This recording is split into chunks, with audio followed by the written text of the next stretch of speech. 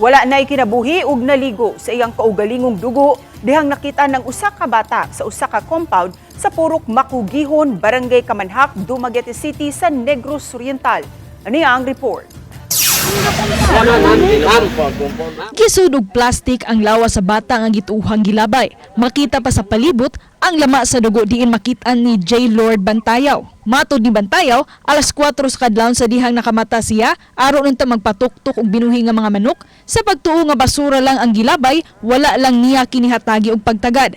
Sa pagkahayag na, diha na nila nabantayan samtang nang limpyo sa palibot nga lawas sa bata ang sulod sa plastik. Wala ko idea o kinsa na, pero hindi magulwa may lain makasulod dire.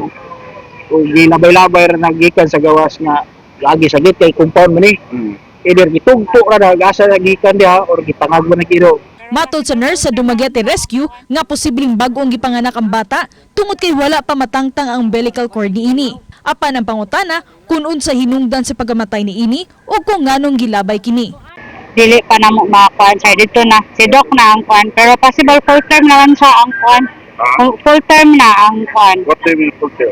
Ang fetus possible na siya sa mga 7 months. Kompleto na ba? Kompleto na ang ikan sa ulo padong sa tiil. Gianugnan ang kawani sa DSWD sa naitabo sa batang lalaki. May untag buhi pa ni kitaan ato so para ma-assess na mo posible may kunin mga witness for validation sa dugol na lugar o based po sa collateral data records po sa taga health if nasa record dire na naimamgo pwede po naman ma-access. Ni pahigayo na karon og pakisusi ang Women and Children Protection Desk sa Dumaguete City Police Station aron matumbok ang ginikanan sa bata.